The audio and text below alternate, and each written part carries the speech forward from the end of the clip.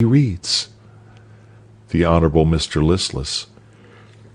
You shall receive it, Miss O'Carroll, with all the gloss of novelty, fresh as a ripe green gage in all the downiness of its bloom. A mail coach copy from Edinburgh, forwarded express from London. Mr. Flosky. This rage for novelty is the bane of literature. Except my works and those of my particular friends, nothing is good that is not as old as Jeremy Taylor, and, entre nous, the best parts of my friends' books were either written or suggested by myself. The Honorable Mr. Listless. Sir, I reverence you, but I must say, modern books are very consolatory and congenial to my feelings. There is, as it were, a delightful northeast wind, an intellectual blight breathing through them, a delicious misanthropy and discontent that demonstrates the nullity of virtue and energy, and puts me in good humor with myself and my sofa. Mr. Flosky. Very true, sir. Modern literature is a northeast wind, a blight of the human soul. I take credit to myself for having helped to make it so. The way to produce fine fruit is to blight the flower. You call this a paradox. Marry, so be it. Ponder thereon. The conversation was interrupted by the reappearance of Mr. Toobad, covered with mud. He just showed himself at the door, muttered, "The devil is come among you," and vanished. The road which connected Nightmare Abbey with the civilized world was artificially raised above the level of the fens, and ran through them in a straight line as far as the eye could reach, with a ditch on each side, of which the water was rendered invisible by the aquatic vegetation that covered the surface. Into one of these ditches the sudden action of a shy horse, which took fright at a windmill, had precipitated the travelling chariot of Mr. Toobad, who had been reduced to the necessity of scrambling in dismal plight through the window. One of the wheels was found to be broken, and Mr. Toobad, leaving the postilion to get the chariot as well as he could to Claydyke for the purpose of cleaning and repairing, had walked back to Nightmare Abbey, followed by his servant with the Imperial, and repeating all the way his favourite quotation from the Revelations. End of chapter. Chapter 6. Mr. Toobad had found his daughter Celinda in London, and after the first joy of meeting was over, told her he had a husband ready for her. The young lady replied, very gravely, that she should take the liberty to choose for herself. Mr. Toobad said he saw the devil was determined to interfere with all his projects, but he was resolved on his own part not to have on his conscience the crime of passive obedience and non-resistance to Lucifer, and therefore she should marry the person he had chosen for her. Miss Toobad replied, très posément, she assuredly would not. "Celinda, Celinda," said Mr. Toobad, "you most assuredly shall." "Have I not a fortune in my own right, sir?" said Celinda. "The more is the pity," said Mr. Toobad. "But I can find means, miss, I can find means. There are more ways than one of breaking in obstinate girls." They parted for the night with the expression of opposite resolutions, and in the morning the young lady's chamber was found empty, and what was become of her Mr. Toobad had no clue to conjecture. He continued to investigate town and country in search of her, visiting and revisiting Nightmare Abbey at intervals, to consult with his friend Mr. Glowry. Mr. Glowry agreed with Mr. Too-Bad that this was a very flagrant instance of filial disobedience and rebellion, and Mr. Too-Bad declared that when he discovered the fugitive, she should find that the devil was come unto her, having great wrath. In the evening the whole party met, as usual, in the library. Marionetta sat at the harp. The Honourable Mr. Listless sat by her and turned over her music, though the exertion was almost too much for him. The Reverend Mr. Larynx relieved him occasionally in this delightful labour. Scythrop, tormented by the demon jealousy, sat in the corner biting his lips and fingers. Marionetta looked at him every now and then with a smile of most provoking good humour, which he pretended not to see, and which only the more exasperated his troubled spirit. He took down a volume of Dante, and pretended to be deeply interested in the Purgatorio, though he knew not a word he was reading, as Marionetta was well aware, who, tripping across the room, peeped into his book and said to him, "I see you are in the middle of Purgatory." "I am in the middle of hell," said Scythrop furiously. "Are you?" said she. "Then come across the room, and I will sing you the finale of Don Giovanni." "Let me alone," said Scythrop. Marionetta looked at him with a deprecating smile, and said, "You unjust, cross creature, you!" "Let me alone," said Scythrop, but much less emphatically than at first, and by no means wishing to be taken at his word. Marionetta left him immediately, and, returning to the harp, said, just loud enough for Scythrop to hear, "Did you ever read Dante, Mr. Listless? Scythrop is reading Dante, and is just now in Purgatory." "And I," said the Honourable Mr. Listless, "am not reading Dante, and am just now in Paradise," bowing to Marionetta. Marionetta. "You are very gallant, Mr. Listless, and I dare say you are very fond of reading Dante." The Honourable Mr. Listless. "I don't know how it is, but Dante never came in my way till lately. I never had him in my collection, and if I had had him, I should not have read him. But I find he is growing fashionable, and I am afraid I must read him some wet morning." Marionetta. "No, read him some evening, by all means. Were you ever in love, Mr. Listless?" The Honourable Mr. Listless. "I assure you, Miss O'Carroll, never, till I came to Nightmare Abbey. I dare say it is very pleasant, but it seems to give so much trouble that I fear the exertion would be too much for me." Marionetta. "Shall I teach you a compendious method of courtship that will give you no trouble whatever?" The Honourable Mr. Listless. "You will confer on me an inexpressible obligation.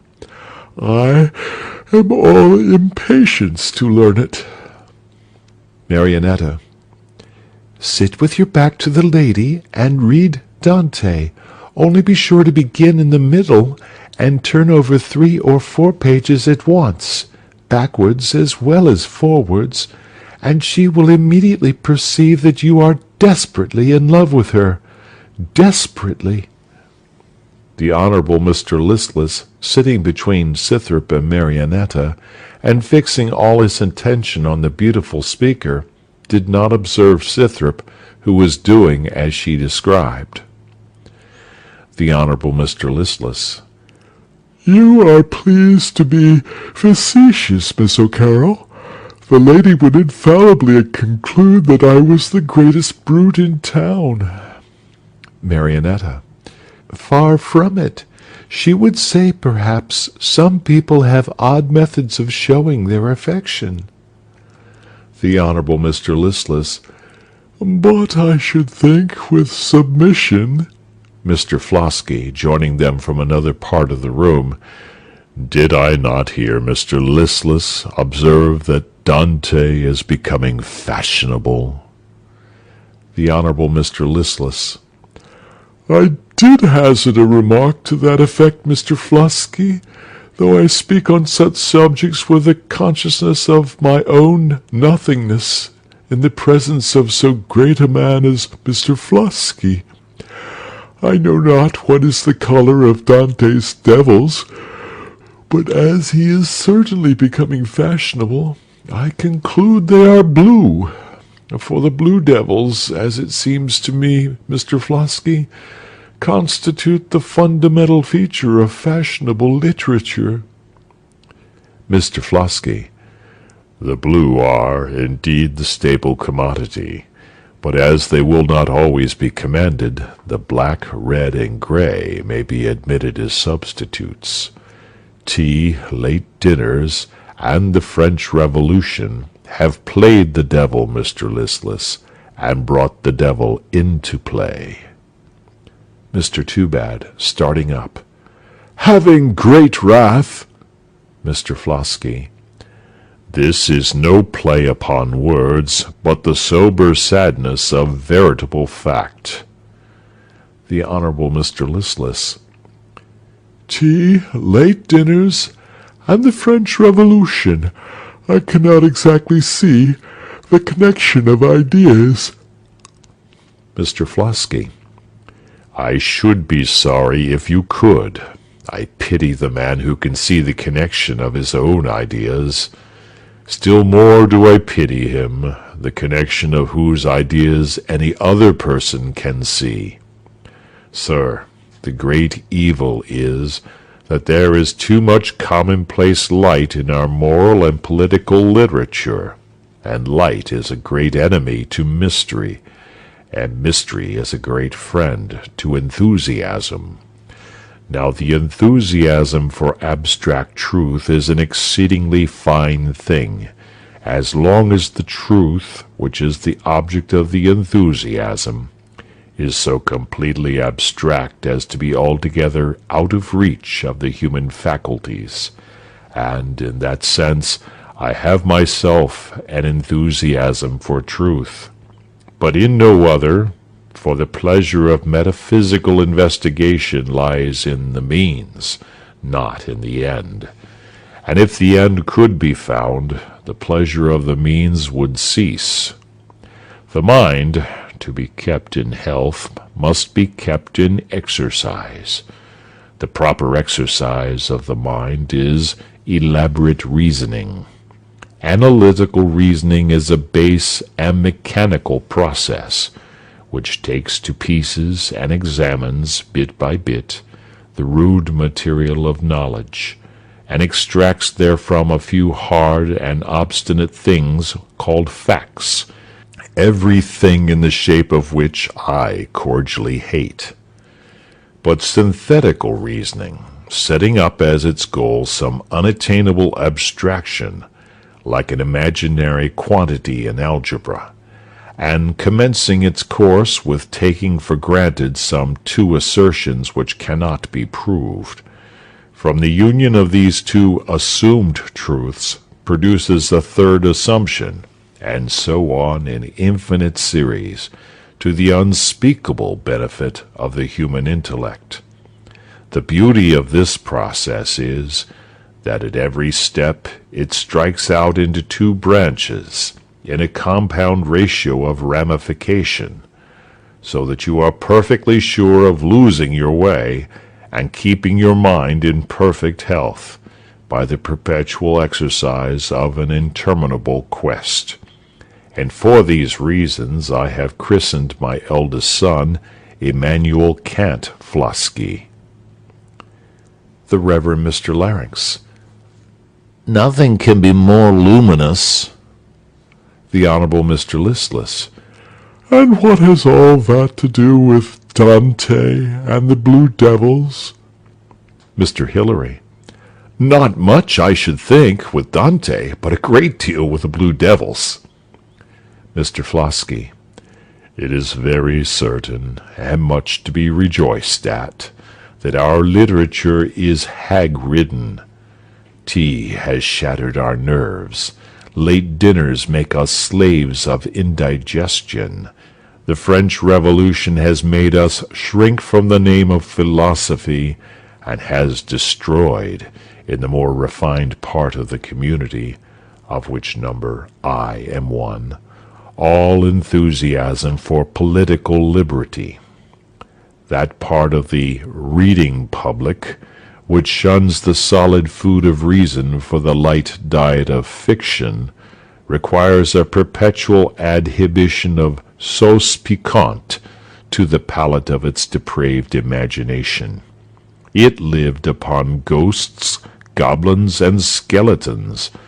I and my friend Mr. Sackbut served up a few of the best, till even the devil himself, though magnified to the size of Mount Athos, became too base, common, and popular for its surfeited appetite.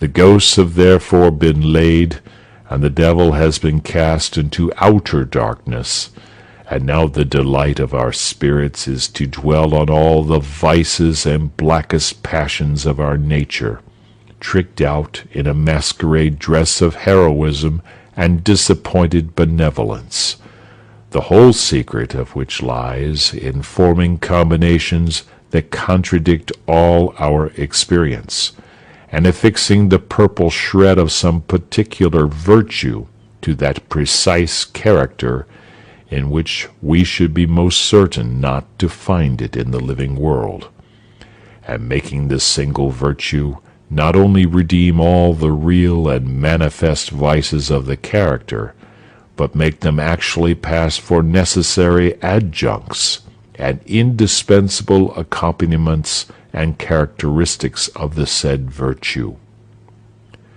Mr. Toobad. That is because the devil is come among us, and finds it for his interest to destroy all our perceptions of the distinctions of right and wrong. Marionetta. I do not precisely enter into your meaning, Mr. Flosky, and should be glad if you would make it a little more plain to me. Mr. Flosky.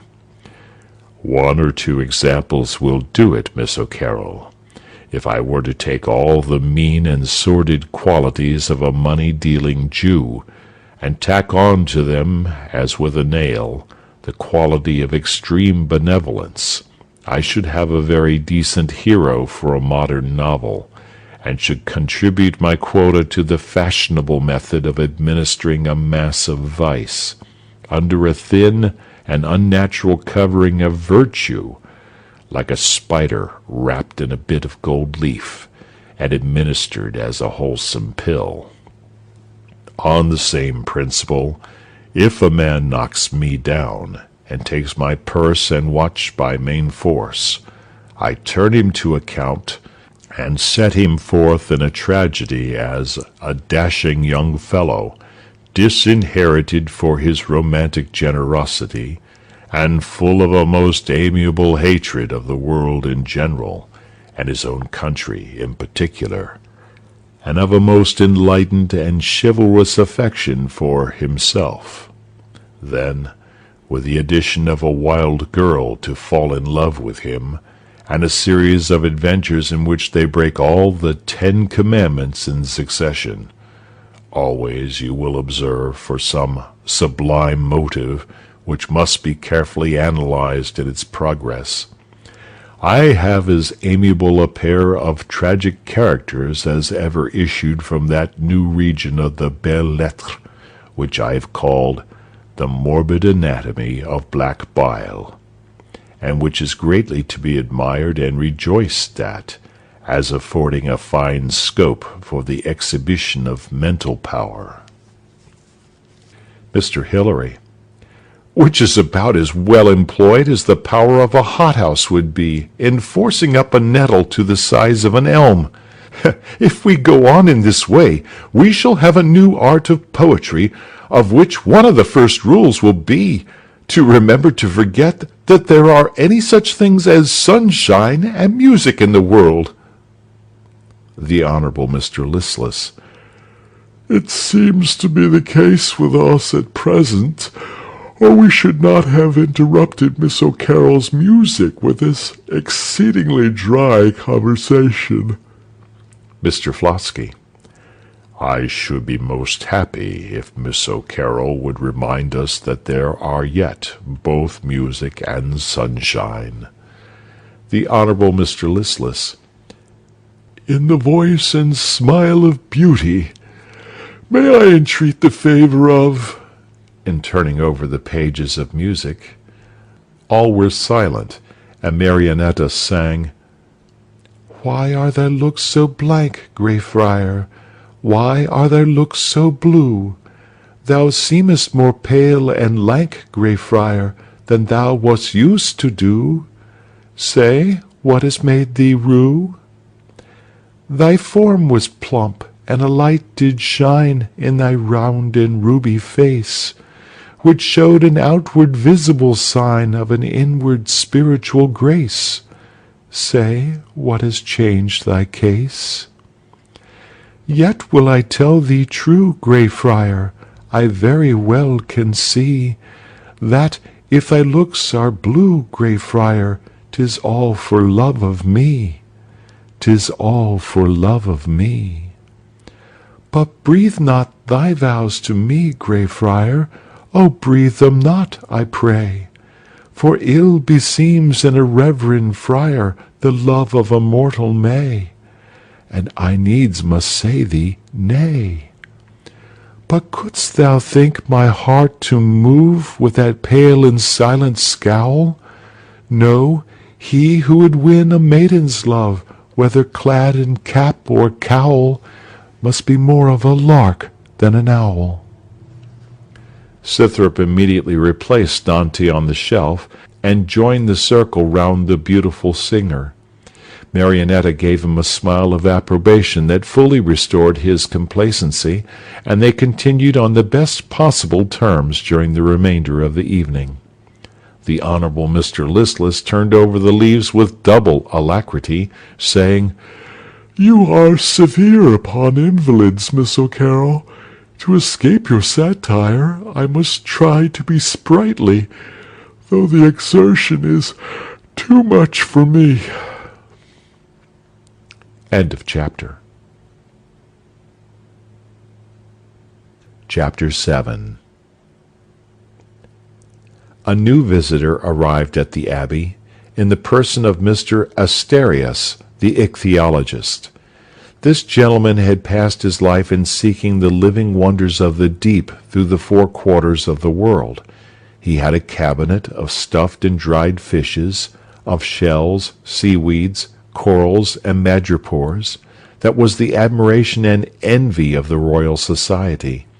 He had penetrated into the watery den of the sepia octopus, disturbed the conjugal happiness of that turtle-dove of the ocean, and come off victorious in a sanguinary conflict.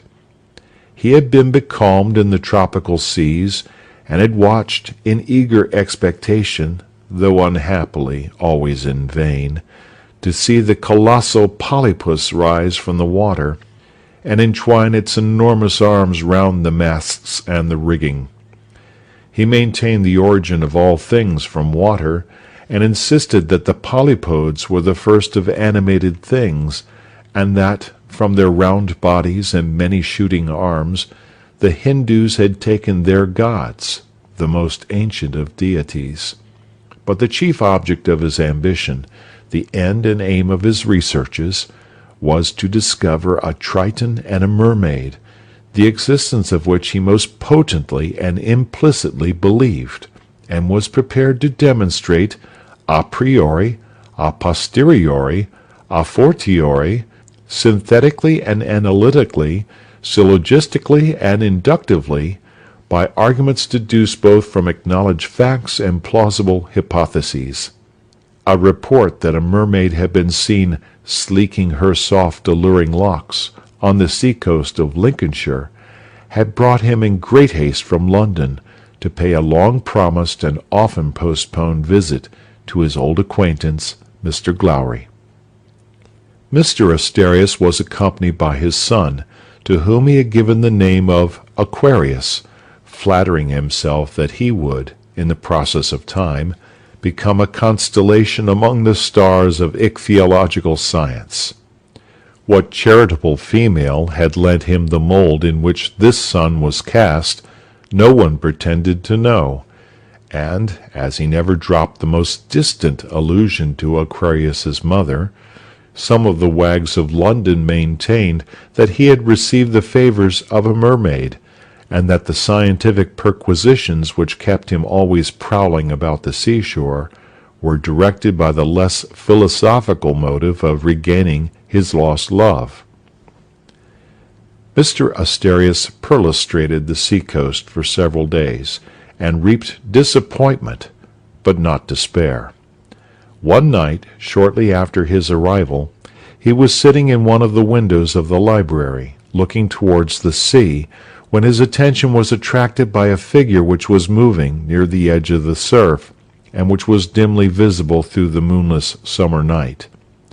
Its motions were irregular, like those of a person in a state of indecision. It had extremely long hair, which floated in the wind. Whatever else it might be, it certainly was not a fisherman. It might be a lady, but it was neither Mrs. Hilary nor Miss O'Carroll, for they were both in the library. It might be one of the female servants, but it had too much grace, and too striking an air of habitual liberty to render it probable. Besides, what should one of the female servants be doing there at this hour, moving to and fro, as it seemed, without any visible purpose? It could scarcely be a stranger, for Claydyke, the nearest village, was 10 miles distant, and what female would come 10 miles across the fens for no purpose but to hover over the surf under the walls of Nightmare Abbey? Might it not be a mermaid? It was possibly a mermaid. It was probably a mermaid. It was very probably a mermaid. Nay, what else could it be but a mermaid?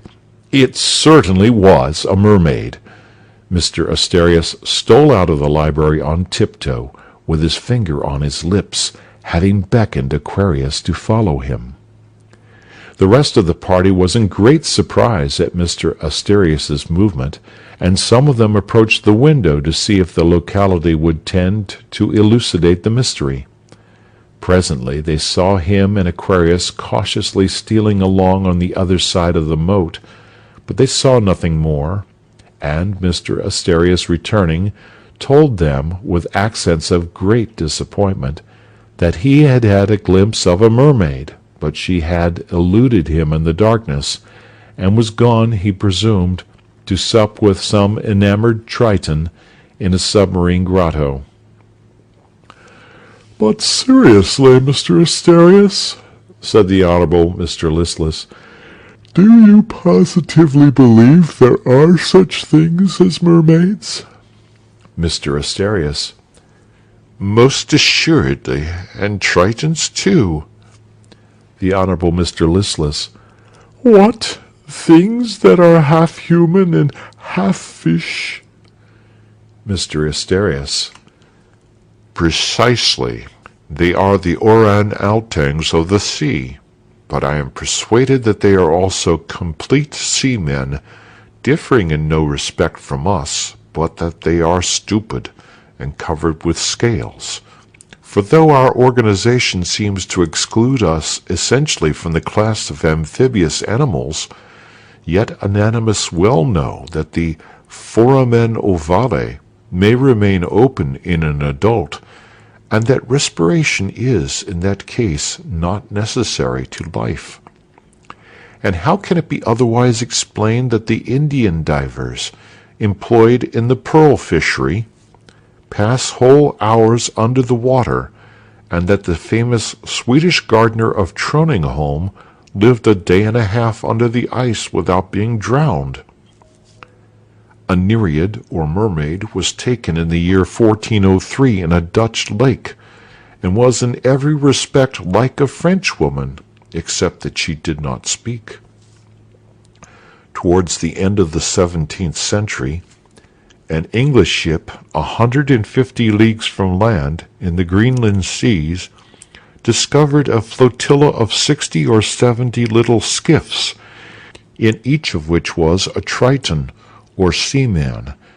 At the approach of the English vessel, the whole of them, seized with simultaneous fear, disappeared, skiffs and all, under the water, as if they had been a human variety of the Nautilus. The illustrious Don Feijoo has preserved an authentic and well-attested story of a young Spaniard named Francis de la Vega, who, bathing with some of his friends in June 1674, suddenly dived under the sea and rose no more. His friends thought him drowned. They were plebeians and pious Catholics, but a philosopher might very legitimately have drawn the same conclusion. The Reverend Mr. Larynx. Nothing could be more logical. Mr. Asterius. 5 years afterwards, some fishermen near Cadiz found in their nets a Triton or seaman. They spoke to him in several languages. The Reverend Mr. Larynx. They were very learned fishermen. Mr. Hilary. They had the gift of tongues by especial favor of their brother fisherman, St. Peter. The Honorable Mr. Listless. Is St. Peter the tutelar saint of Cadiz? None of the company could answer this question, and Mr. Asterius proceeded. They spoke to him in several languages, but he was as mute as a fish. They handed him over to some holy friars, who exorcised him, but the devil was mute too. After some days he pronounced the name Lierganes. A monk took him to that village. His mother and brothers recognized and embraced him, but he was as insensible to their caresses as any other fish would have been. He had some scales on his body, which dropped off by degrees, but his skin was as hard and rough as shagreen. He stayed at home 9 years, without recovering his speech or his reason. He then disappeared again, and one of his old acquaintances, some years after, saw him pop his head out of the water near the coast of the Asturias. These facts were certified by his brothers, and by Don Jaspardo de la Riva Agüero, Knight of St. James, who lived near Lierganes, and often had the pleasure of our Triton's company to dinner. Pliny mentions an embassy of the Elisaponians to Tiberius, to give him intelligence of a Triton which had been heard playing on its shell in a certain cave, with certain other authenticated facts on the subject of Tritons and Nereids. The Honorable Mr. Listless. You astonish me. I have been much on the seashore in the season, but I do not think I ever saw a mermaid. He rang and summoned Fatou, who made his appearance half seas over. Fatou, did I ever see a mermaid?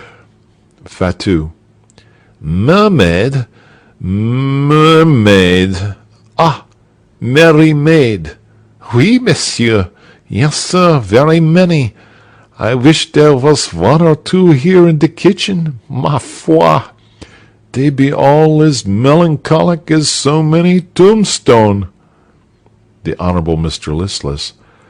I mean, Fatou, an odd kind of human fish.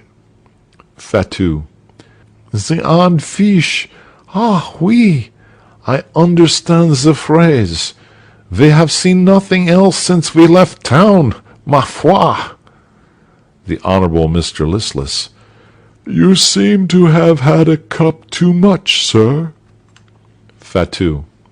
Non, monsieur, the cup too little.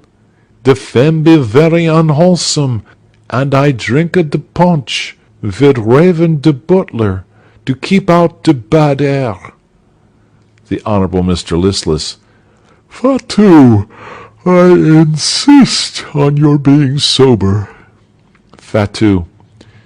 Oui, monsieur. I will be as sober as the Reverendissime Père Jean. I should be very glad of the merry maid, but the butler be the odd fish, and he swim in the bold punch. Ah, I do recollect a song about fair maids, and about fair maids, and about my merry maids all. Fatout reeled out, singing. The Honourable Mr. Listless. I am overwhelmed. I never saw the rascal in such a condition before. But will you allow me, Mr. Asterius, to inquire into the cui bono of all the pains and expense you have incurred to discover a mermaid? The cui bono, sir, is the question I always take the liberty to ask when I see anyone taking much trouble for any object. I am myself a sort of Signor Pococurante, and should like to know if there be anything better or pleasanter than the state of existing and doing nothing. Mr. Asterius. I have made many voyages, Mr. Listless, to remote and barren shores. I have travelled over desert and inhospitable lands. I have defied danger. I have endured fatigue. I have submitted to privation. In the midst of these I have experienced pleasures which I would not at any time have exchanged for that of existing and doing nothing. I have known many evils, but I have never known the worst of all, which, as it seems to me, are those which are comprehended in the inexhaustible varieties of ennui, spleen, chagrin, vapours, blue devils, time-killing, discontent, misanthropy, and all their interminable train of fretfulness, querulousness, suspicions, jealousies, and fears, which have alike infected society and the literature of society, and which would make an Arctic ocean of the human mind if the more humane pursuits of philosophy and science did not keep alive the better feelings and more valuable energies of our nature. The Honourable Mr. Listless. You are pleased to be severe upon our fashionable belles-lettres. Mr. Asterius. Surely not without reason, when pirates, highwaymen, and other varieties of the extensive genus marauder are the only beaux idéaux of the active, as splenetic and railing misanthropy is of speculative energy. A gloomy brow and a tragical voice seem to have been of late the characteristics of fashionable manners, and a morbid, withering, deadly, antisocial sirocco, loaded with moral and political despair, breathes through all the groves and valleys of the modern Parnassus, while science moves on in the calm dignity of its course, affording to youth delights equally pure and vivid, to maturity calm and grateful occupation, to old age the most pleasing recollections and inexhaustible materials of agreeable and salutary reflection. And while its votary enjoys the disinterested pleasure of enlarging the intellect and increasing the comforts of society, he is himself independent of the caprices of human intercourse and the accidents of human fortune. Nature is his great and inexhaustible treasure. His days are always too short for his enjoyment. Ennui is a stranger to his door. At peace with the world and with his own mind, he suffices to himself, makes all around him happy, and the close of his pleasing and beneficial existence is the evening of a beautiful day. Footnote. Of a beautiful day, See Denis Montfort, Histoire naturelle du mollusque, Vue générale, pages 37 and 38. The second half of this speech by Mr. Asterias and the opening sentence of his previous speech are a paraphrase from Montfort, pages 37 through 39. End of footnote. The Honourable Mr. Listless. Really, I should like very well to lead such a life myself, but the exertion would be too much for me. Besides, I have been at college. I contrive to get through my day by sinking the morning in bed, and killing the evening in company, dressing and dining in the intermediate space, and stopping the chinks and crevices of the few vacant moments that remain with a little easy reading, and that amiable discontent and anti-sociality which you reprobate in our present drawing-room table literature, I find, I do assure you, a very fine mental tonic, which reconciles me to my favourite pursuit of doing nothing, by showing me that nobody is worth doing anything for. Marionetta. But is there not in such compositions a kind of unconscious self-detection, which seems to carry their own antidote with them? For surely no one who cordially and truly either hates or despises the world will publish a volume every 3 months to say so. Mr. Flosky. There is a secret in all this, which I will elucidate with a dusky remark. According to Berkeley, the esse of things is percipi. They exist as they are perceived. But, leaving for the present, as far as relates to the material world, the materialists, hyloists, and anti-hyloists, to settle this point among them, which is indeed a subtle question raised among those out of their wits and those in the wrong. For only we transcendentalists are in the right. We may very safely assert that the esse of happiness is percipi. It exists as it is perceived. It is the mind that maketh well or ill. The elements of pleasure and pain are everywhere. The degree of happiness that any circumstances or objects can confer on us depends on the mental disposition with which we approach them. If you consider what is meant by the common phrases, a happy disposition and a discontented temper, you will perceive that the truth for which I am contending is universally admitted. Mr. Flosky suddenly stopped. He found himself unintentionally trespassing within the limits of common sense. Mr. Hilary. It's very true. A happy disposition finds materials of enjoyment everywhere, in the city or the country, in society or in solitude, in the theatre or the forest, in the hum of the multitude, or in the silence of the mountains, are alike materials of reflection and elements of pleasure. It is one mode of pleasure to listen to the music of Don Giovanni, in a theatre glittering with light, and crowded with elegance and beauty.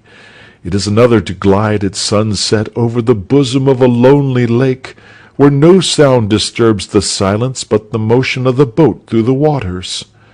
A happy disposition derives pleasure from both, a discontented temper from neither, but is always busy in detecting deficiencies, and feeding dissatisfaction with comparisons. The one gathers all the flowers, the other all the nettles in its path. The one has the faculty of enjoying everything, the other of enjoying nothing. The one realizes all the pleasure of the present good, the other converts it into pain by pining after something better, which is only better because it is not present, and which, if it were present, would not be enjoyed. These morbid spirits are in life what professed critics are in literature. They see nothing but faults, because they are predetermined to shut their eyes to beauties. The critic does his utmost to blight genius in its infancy. That which rises in spite of him he will not see, and then he complains of the decline of literature. In like manner, these cankers of society complain of human nature and society, when they have wilfully debarred themselves from all the good they contain, and done their utmost to blight their own happiness and that of all around them. Misanthropy is sometimes the product of disappointed benevolence, but it is more frequently the offspring of overweening and mortified vanity, quarreling with the world for not being better treated than it deserves. Scythrop to Marionetta. These remarks are rather uncharitable. There is great good in human nature, but it is at present ill-conditioned. Ardent spirits cannot but be dissatisfied with things as they are, and according to their views of the probabilities of amelioration, they will rush into the extremes of either hope or despair, of which the first is enthusiasm, and the second misanthropy. But their sources in this case are the same, as the Severn and the Wye run in different directions, and both rise in Plinlimmon. Marionetta. And there is salmon in both, for the resemblance is about as close as that between Macedon and Monmouth. End of chapter. Chapter 8.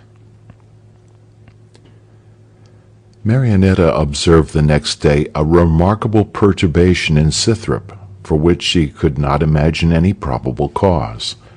She was willing to believe at first that it had some transient and trifling source, and would pass off in a day or two, but, contrary to this expectation, it daily increased. She was well aware that Scythrop had a strong tendency to the love of mystery for its own sake. That is to say, he would employ mystery to serve a purpose, but would first choose his purpose by its capability of mystery. He seemed now to have more mystery on his hands than the laws of the system allowed, and to wear his coat of darkness with an air of great discomfort. All her little playful arts lost by degrees much of their power either to irritate or to soothe, and the first perception of her diminished influence produced in her an immediate depression of spirits and a consequent sadness of demeanor that rendered her very interesting to Mr. Glowry, who, duly considering the improbability of accomplishing his wishes with respect to Miss Toobad, which improbability naturally increased in the diurnal ratio of that young lady's absence, began to reconcile himself by degrees to the idea of Marionetta being his daughter. Marionetta made many ineffectual attempts to extract from Scythrop the secret of his mystery, and in despair of drawing it from himself, began to form hopes that she might find a clue to it from Mr. Flosky, who was Scythrop's dearest friend, and was more frequently than any other person admitted to his solitary tower. Mr. Flosky, however, had ceased to be visible in the morning. He was engaged in the composition of a dismal ballad, and, Marionetta's uneasiness overcoming her scruples of decorum, she determined to seek him in the apartment which he had chosen for his study. She tapped at the door, and at the sound, "Come in," entered the apartment. It was noon, and the sun was shining in full splendor, much to the annoyance of Mr. Flosky, who had obviated the inconvenience by closing the shutters and drawing the window curtains. He was sitting at his table by the light of a solitary candle, with a pen in one hand and a muffineer in the other, with which he occasionally sprinkled salt on the wick to make it burn blue. He sat with his eye in a fine frenzy rolling, and turned his inspired gaze on Marionetta as if she had been the ghastly lady of a magical vision, then placed his hand before his eyes with an appearance of manifest pain, shook his head, withdrew his hand, rubbed his eyes like a waking man, and said, in a tone of ruefulness most Jeremy Taylorically pathetic, "To what am I to attribute this very unexpected pleasure, my dear Miss O'Carroll?" Marionetta. I must apologize for intruding on you, Mr. Flosky, but the interest which you take in my cousin Scythrop. Mr. Flosky. Pardon me, Miss O'Carroll. I do not take any interest in any person or thing on the face of the earth, which sentiment, if you analyze it, you will find to be the quintessence of the most refined philanthropy. Marionetta. I will take it for granted that it is so, Mr. Flosky. I am not conversant with metaphysical subtleties, but... Mr. Flosky. Subtleties?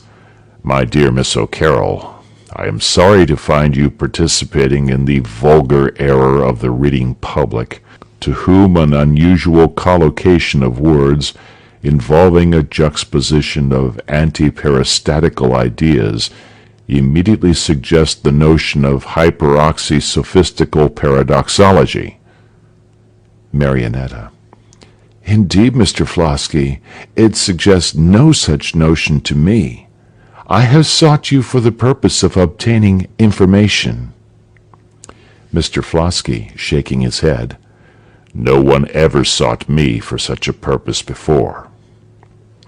Marionetta. I think, Mr. Flosky, that is, I believe, that is, I fancy, that is, I imagine. Mr. Flosky. The id est, the cioè, the c'est-à-dire, the that is, my dear Miss O'Carroll, is not applicable in this case, if you will permit me to take the liberty of saying so. Think is not synonymous with believe, for belief in many most important particulars results from the total absence, the absolute negation of thought, and is thereby the sane and orthodox condition of mind, and thought and belief are both essentially different from fancy, and fancy, again, is distinct from imagination. This distinction between fancy and imagination is one of the most abstruse and important points of metaphysics. I have written 700 pages of promise to elucidate it, which promise I shall keep as faithfully as the bank will its promise to pay. Marionetta. I assure you, Mr. Flosky, I care no more about metaphysics than I do about the bank. And if you will condescend to talk to a simple girl in intelligible terms... Mr. Flosky. Say not condescend. Know you not that you talk to the most humble of men, to one who has buckled on the armor of sanctity and clothed himself with humility as with a garment? Marionetta. My cousin Scythrop has of late had an air of mystery about him, which gives me great uneasiness. Mr. Flosky. That is strange. Nothing is so becoming to a man as an air of mystery. Mystery is the very keystone of all that is beautiful in poetry, all that is sacred in faith, and all that is recondite in transcendental psychology. I am writing a ballad which is all mystery. It is such stuff as dreams are made of, and is indeed stuff made of a dream. For last night I fell asleep as usual over my book, and had a vision of pure reason. I composed 500 lines in my sleep, so that, having had a dream of a ballad, I am now officiating as my own Peter Quince, and making a ballad of my dream, and it shall be called Bottom's Dream, because it has no bottom. Marionetta. I see, Mr. Flosky, you think my intrusion unseasonable, and are inclined to punish it by talking nonsense to me. Mr. Flosky gave a start at the word nonsense, which almost overturned the table. I assure you I would not have intruded if I had not been very much interested in the question I wished to ask you." Mr. Flosky listened in sullen dignity. "My cousin Scythrop seems to have some secret preying on his mind." Mr. Flosky was silent. "He seems very unhappy, Mr. Flosky. Perhaps you are acquainted with the cause." Mr. Flosky was still silent. "I only wish to know, Mr. Flosky, if it is anything that could be remedied by anything that any one of whom I know anything could do." Mr. Flosky, after a pause: "There are various ways of getting at secrets. The most approved methods, as recommended both theoretically and practically in philosophical novels, are eavesdropping at keyholes, picking the locks of chests and desks, peeping into letters, steaming wafers, and insinuating hot wire under sealing wax, none of which methods I hold it lawful to practice." Marionetta: "Surely, Mr. Flosky, you cannot suspect me of wishing to adopt or encourage such base and contemptible arts." Mr. Flosky: "Yet are they recommended, and with well-strung reasons, by writers of gravity and note, as simple and easy methods of studying character, and gratifying that laudable curiosity which aims at the knowledge of man."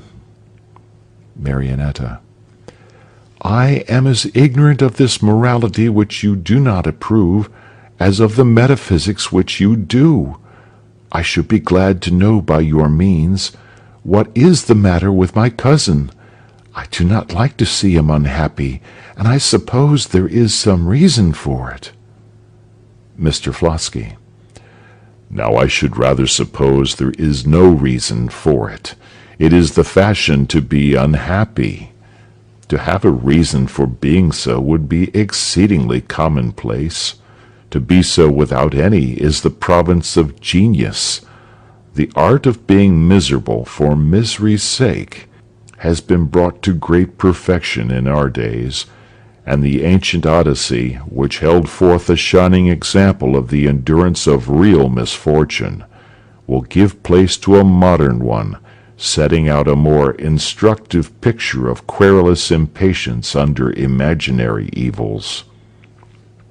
Marionetta: "Will you oblige me, Mr. Flosky, by giving me a plain answer to a plain question?"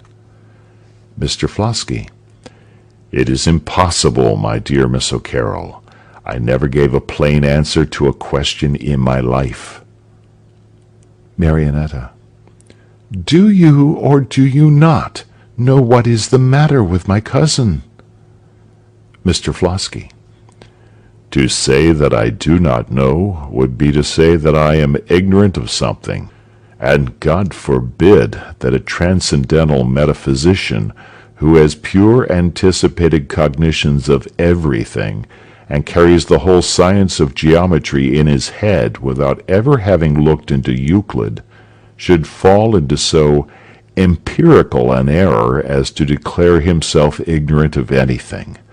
To say that I do not know would be to pretend to positive and circumstantial knowledge touching present matter of fact, which, when you consider the nature of evidence, and the various lights in which the same thing may be seen—" Marionetta: "I see, Mr. Flosky, that either you have no information, or are determined not to impart it, and I beg your pardon for having given you this unnecessary trouble."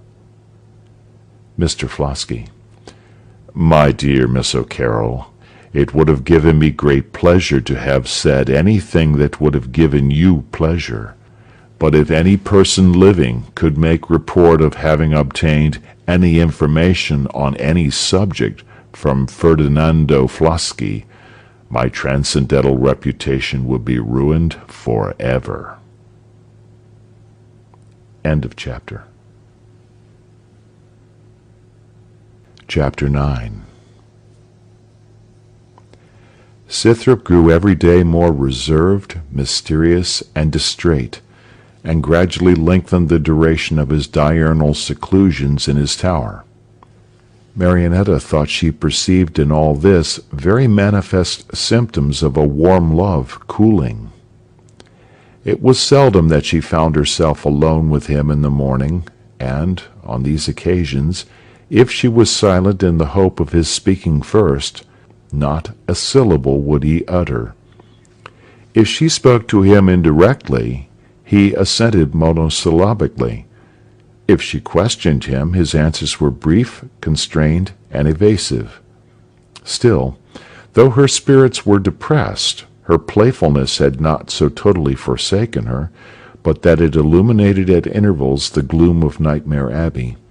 And if, on any occasion, she observed in Scythrop tokens of unextinguished or returning passion, her love of tormenting her lover immediately got the better both of her grief and her sympathy, though not of her curiosity, which Scythrop seemed determined not to satisfy.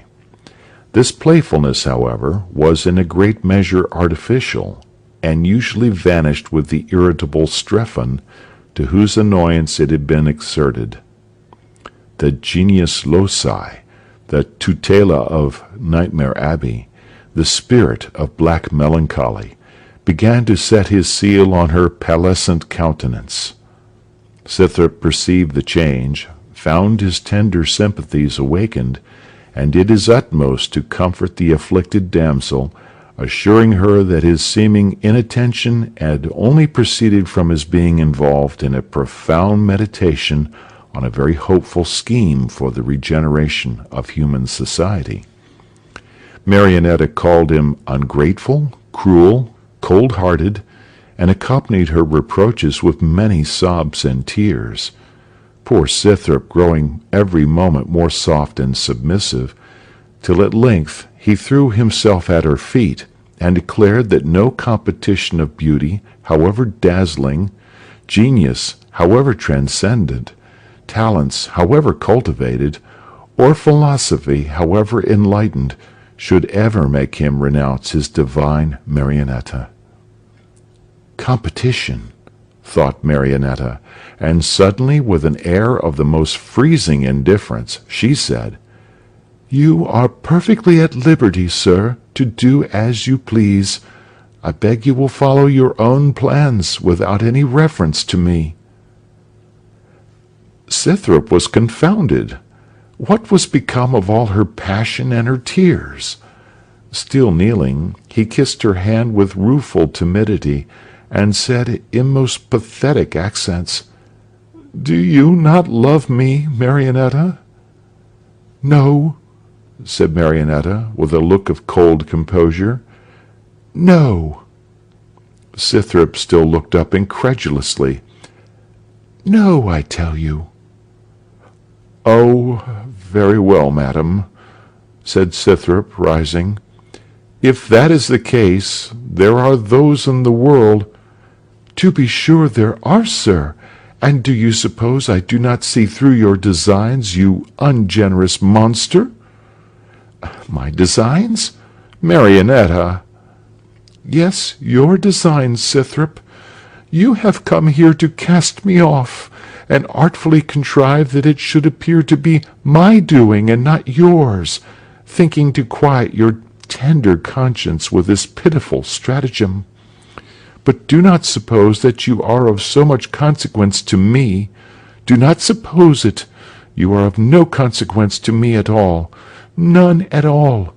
Therefore leave me. I renounce you. Leave me. Why do you not leave me?" Scythrop endeavored to remonstrate, but without success.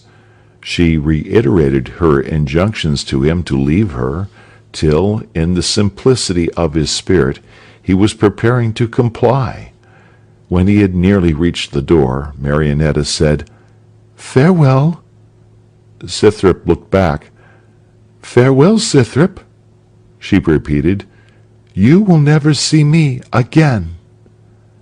"Never see you again, Marionetta?" "I shall go from hence to-morrow. perhaps today, and before we meet again, one of us will be married, and we might as well be dead, you know, Scythrop." The sudden change of her voice in the last few words, and the burst of tears that accompanied them, acted like electricity on the tender-hearted youth, and in another instant a complete reconciliation was accomplished without the intervention of words. There are, indeed, some learned casuists who maintain that love has no language, and that all the misunderstandings and dissensions of lovers arise from the fatal habit of employing words on a subject to which words are inapplicable; that love, beginning with looks, that is to say, with the physiognomical expression of congenial mental dispositions, tends through a regular gradation of signs and symbols of affection to that consummation which is most devoutly to be wished, and that it neither is necessary that there should be, nor probable that there would be, a single word spoken from first to last between two sympathetic spirits, were it not that the arbitrary institutions of society have raised, at every step of this very simple process, so many complicated impediments and barriers in the shape of settlements and ceremonies, parents and guardians, lawyers, Jew brokers, and parsons, that many an adventurous knight, who, in order to obtain the conquest of the Hesperian fruit, is obliged to fight his way through all these monsters, is either repulsed at the onset or vanquished before the achievement of his enterprise, and such a quantity of unnatural talking is rendered inevitably necessary through all the stages of the progression, that the tender and volatile spirit of love often takes flight on the pinions of some of the winged words which are pressed into his service in spite of himself. At this conjuncture Mr. Glowry entered, and sitting down near them said, "I see how it is, and as we are all sure to be miserable, do what we may, there is no need of taking pains to make one another more so. Therefore, with God's blessing in mine, there," joining their hands as he spoke. Scythrop was not exactly prepared for this decisive step, but he could only stammer out, "Really, sir, you are too good," and Mr. Glowry departed to bring Mr. Hilary to ratify the act. Now, whatever truth there may be in the theory of love and language, of which we have so recently spoken, certain it is that during Mr. Glowry's absence, which lasted half an hour, not a single word was said by either Scythrop or Marionetta. Mr. Glowry returned with Mr. Hilary, who was delighted at the prospect of so advantageous an establishment for his orphan niece, of whom he considered himself in some manner the guardian, and nothing remained, as Mr. Glowry observed, but to fix the day. Marionetta blushed and was silent. Scythrop was also silent for a time, and at length hesitatingly said, "My dear sir, your goodness overpowers me, but really you are so precipitate." Now this remark, if the young lady had made it, would, whether she thought it or not, for sincerity is a thing of no account on these occasions, nor indeed on any other, according to Mr. Flosky. This remark, if the young lady had made it, would have been perfectly comme il faut, but being made by the young gentleman, it was toute autre chose, and was indeed, in the eyes of his mistress, a most heinous and irremissible offence. Marionetta was angry, very angry, but she concealed her anger, and said, calmly and coldly, "Certainly, you are much too precipitate, Mr. Glowry. I assure you, sir, I have by no means made up my mind, and, indeed, as far as I know it, it inclines the other way. but it will be quite time enough to think of these matters 7 years hence." Before surprise permitted reply, the young lady had locked herself up in her own apartment. "Why, Scythrop," said Mr. Glowry, elongating his face exceedingly, "the devil is come among us, sure enough, as Mr. Toobat observes. I thought you and Marionetta were both of a mind." "So we are, I believe, sir," said Scythrop gloomily, and stalked away to his tower. "Mr. Glowry," said Mr. Hilary, "I do not very well understand all this." "Whims, brother Hilary," said Mr. Glowry. "Some little foolish love quarrel, nothing more. Whims, freaks, April showers. They will be blown over by tomorrow." "If not," said Mr. Hilary, "these April showers have made us April fools." "Ah," said Mr. Glowry, "you are a happy man, and in all your afflictions you can console yourself with a joke, let it be ever so bad, provided you crack it yourself. I should be very happy to laugh with you, if it would give you any satisfaction, but really, at present, my heart is so sad that I find it impossible to levy a contribution on my muscles." End of chapter. Chapter 10. On the evening on which Mr. Asterias had caught a glimpse of a female figure on the seashore, which he had translated into the visual sign of his interior cognition of a mermaid, Scythrop, retiring to his tower, found his study preoccupied. A stranger, muffled in a cloak, was sitting at his table. Scythrop paused in surprise. The stranger rose at his entrance, and looked at him intently a few minutes in silence. The eyes of the stranger alone were visible. All the rest of the figure was muffled and mantled in the folds of a black cloak, which was raised by the right hand to the level of the eyes. This scrutiny being completed, the stranger, dropping the cloak, said, "I see by your physiognomy that you may be trusted," and revealed to the astonished Scythrop a female form and countenance of dazzling grace and beauty, with long flowing hair of raven blackness, and large black eyes of almost oppressive brilliancy, which strikingly contrasted with a complexion of snowy whiteness. Her dress was extremely elegant, but had an appearance of a foreign fashion, as if both the lady and her mantua-maker were of a far country. "I guess 'twas frightful there to see a lady so richly clad as she, beautiful exceedingly. For if it be terrible to one young lady to find another under a tree at midnight, it must, a fortiori, be much more terrible to a young gentleman to find a young lady in his study at that hour. If the logical consecutiveness of this conclusion be not manifest to my readers, I am sorry for their dullness, and must refer them for more ample elucidation to a treatise which Mr. Flosky intends to write on the categories of relation, which comprehend substance and accident, cause and effect, action and reaction. Scythrop, therefore, either was or ought to have been frightened. At all events, he was astonished, and astonishment, though not in itself fear, is nevertheless a good stage towards it, and is, indeed, as it were, the half-way house between respect and terror, according to Mr. Burke's graduated scale of the sublime. Footnote: Mr. Burke's graduated scale of the sublime.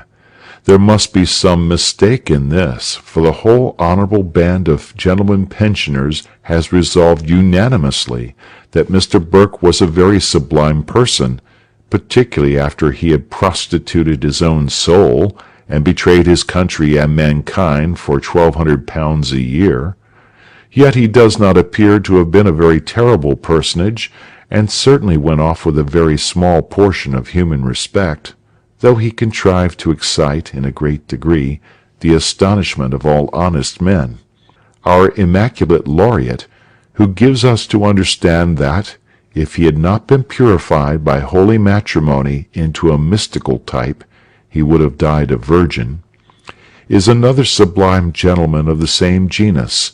He very much astonished some persons when he sold his birthright for a pot of sack, but not even his Sophia has a grain of respect for him, though doubtless he thinks his name very terrible to the enemy when he flourishes his critico-poetical political tomahawk and sets up his Indian yell for the blood of his old friends. But, at best, he is a mere political scarecrow, a man of straw, ridiculous to all who know of what materials he is made, and to none more so than to those who have stuffed him and set him up as the Priapus of the garden of the golden apples of corruption. End of footnote. You are surprised, said the lady.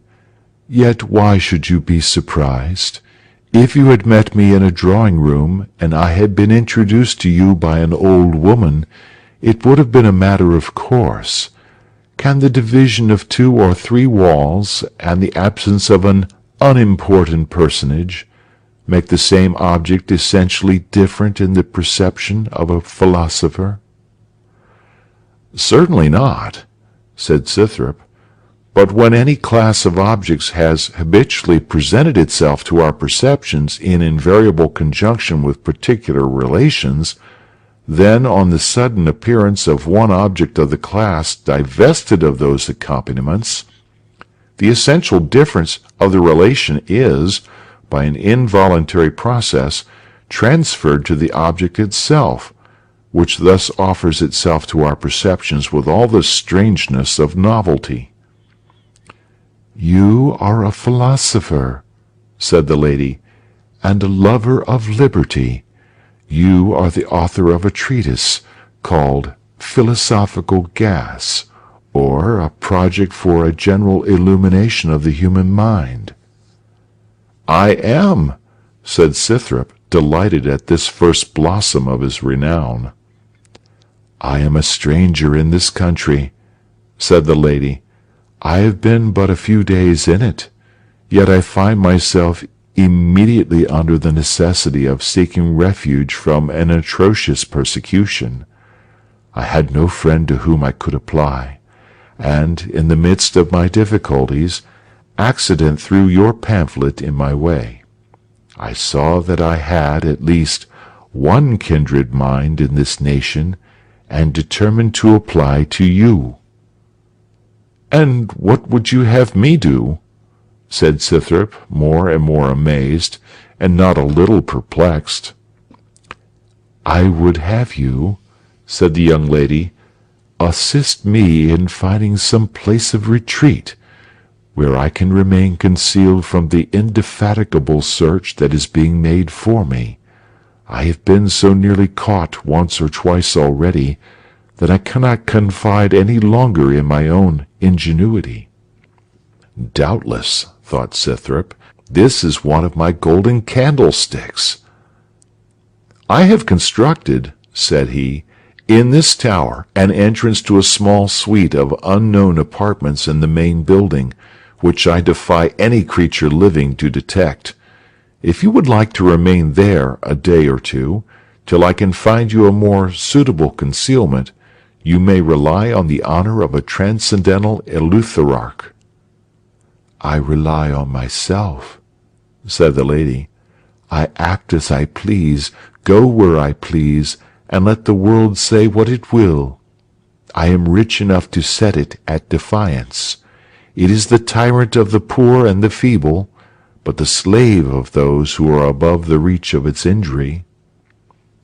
Scythrop ventured to inquire the name of his fair protégée. What is a name? Said the lady. Any name will serve the purpose of distinction. Call me Stella. I see by your looks," she added, "that you think all this very strange. When you know me better, your surprise will cease. I submit not to be an accomplice in my sex's slavery. I am, like yourself, a lover of freedom, and I carry my theory into practice. They alone are subject to blind authority who have no reliance on their own strength." Stella took possession of the recondite apartments. Scythrop intended to find her another asylum, but from day to day he postponed his intention, and by degrees forgot it. The young lady reminded him of it from day to day, till she also forgot it. Scythrop was anxious to learn her history, but she would add nothing to what she had already communicated, that she was shunning an atrocious persecution. Scythrop thought of Lord C and the Alien Act, and said, "As you will not tell your name, I suppose it is in the green bag." Stella, not understanding what he meant, was silent, and Scythrop, translating silence into acquiescence, concluded that he was sheltering an illuminé whom Lord S suspected of an intention to take the tower and set fire to the bank, exploits at least as likely to be accomplished by the hands and eyes of a young beauty as by a drunken cobbler and doctor armed with a pamphlet and an old stocking. Stella, in her conversations with Scythrop, displayed a highly cultivated and energetic mind, full of impassioned schemes of liberty and impatience of masculine usurpation. She had a lively sense of all the oppressions that are done under the sun, and the vivid pictures which her imagination presented to her of the numberless scenes of injustice and misery which are being acted at every moment in every part of the inhabited world, gave an habitual seriousness to her physiognomy that made it seem as if a smile had never once hovered on her lips. She was intimately conversant with the German language and literature, and Scythrop listened with delight to her repetitions of her favorite passages from Schiller and Goethe, and to her encomiums on the sublime Spartacus Weishaupt, the immortal founder of the sect of the Illuminati. Scythrop found that his soul had a greater capacity of love than the image of Marionetta had filled. The form of Stella took possession of every vacant corner of the cavity, and by degrees displaced that of Marionetta from many of the outworks of the citadel, though the latter still held possession of the keep. He judged from his new friend calling herself Stella that, if it were not her real name, she was an admirer of the principles of the German play from which she had taken it, and took an opportunity of leading the conversation to that subject. But to his great surprise, the lady spoke very ardently of the singleness and exclusiveness of love, and declared that the reign of affection was one and indivisible, that it might be transferred, but could not be participated. "If I ever love," said she, "I shall do so without limit or restriction.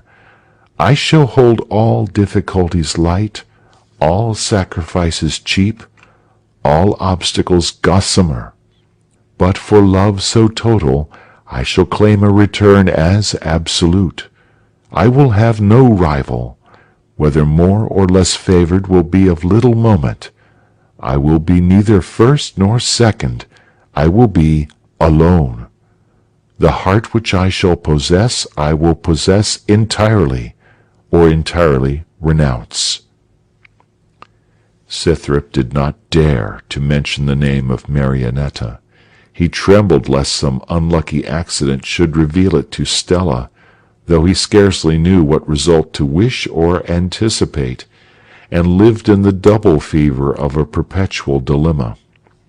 He could not dissemble to himself that he was in love, at the same time with two damsels of minds and habits as remote as the antipodes. The scale of predilection always inclined to the fair one who happened to be present, but the absent was never effectually outweighed, though the degrees of exaltation and depression varied according to accidental variations in the outward and visible signs of the inward and spiritual graces of his respective charmers. Passing and repassing several times a day from the company of the one to that of the other, he was like a shuttlecock between two battledores, changing its direction as rapidly as the oscillations of a pendulum, receiving many a hard knock on the cork of a sensitive heart, and flying from point to point on the feathers of a super-sublimated head. This was an awful state of things. He had now as much mystery about him as any romantic transcendentalist or transcendental romancer could desire. He had his esoterical and his exoterical love. He could not endure the thought of losing either of them, but he trembled when he imagined the possibility that some fatal discovery might deprive him of both. The old proverb concerning 2 strings to a bow gave him some gleams of comfort, but that concerning 2 stools occurred to him more frequently, and covered his forehead with a cold perspiration. With Stella he could indulge freely in all his romantic and philosophical visions. He could build castles in the air, and she would pile towers and turrets on the imaginary edifices. With Marionetta it was otherwise. She knew nothing of the world and society beyond the sphere of her own experience. Her life was all music and sunshine, and she wondered what anyone could see to complain of in such a pleasant state of things. She loved Scythrop, she hardly knew why. Indeed, she was not always sure that she loved him at all. She felt her fondness increase or diminish in an inverse ratio to his. When she had maneuvered him into a fever of passionate love, she often felt and always assumed indifference. If she found that her coldness was contagious, and that Scythrop either was or pretended to be as indifferent as herself, she would become doubly kind and raise him again to that elevation from which she had previously thrown him down. Thus, when his love was flowing, hers was ebbing. When his was ebbing, hers was flowing. Now and then there were moments of level tide, when reciprocal affection seemed to promise imperturbable harmony, but Scythrop could scarcely resign his spirit to the pleasing illusion before the pinnace of the lover's affections was caught in some eddy of the lady's caprice, and he was whirled away from the shore of his hopes, without rudder or compass, into an ocean of mists and storms. It resulted from this system of conduct that all that passed between Scythrop and Marionetta consisted in making and unmaking love. He had no opportunity to take measure of her understanding by conversations on general subjects and on his favorite designs, and being left in this respect to the exercise of indefinite conjecture, he took it for granted, as most lovers would do in similar circumstances, that she had great natural talents, which she wasted at present on trifles, but coquetry would end with marriage, and leave room for philosophy to exert its influence on her mind. Stella had no coquetry, no disguise. She was an enthusiast in subjects of general interest, and her conduct to Scythrop was always uniform, or rather showed a regular progression of partiality which seemed fast ripening into love. End of chapter. Chapter 11. Scythrop, attending one day the summons to dinner, found in the drawing-room his friend Mr. Cypress, the poet, whom he had known at college, and who was a great favorite of Mr. Glowry. Mr. Cypress said he was on the point of leaving England, but could not think of doing so without a farewell look at Nightmare Abbey and his respected friends, the moody Mr. Glowry and the mysterious Mr. Scythrop, the sublime Mr. Flosky and the pathetic Mr. Listless, to all of whom, and the morbid hospitality of the melancholy dwelling in which they were then assembled, he assured them he should always look back with as much affection as his lacerated spirit could feel for anything. The sympathetic condolence of their respective replies was cut short by Raven's announcement of "dinner on table." The conversation that took place when the wine was in circulation and the ladies were withdrawn we shall report with our usual scrupulous fidelity.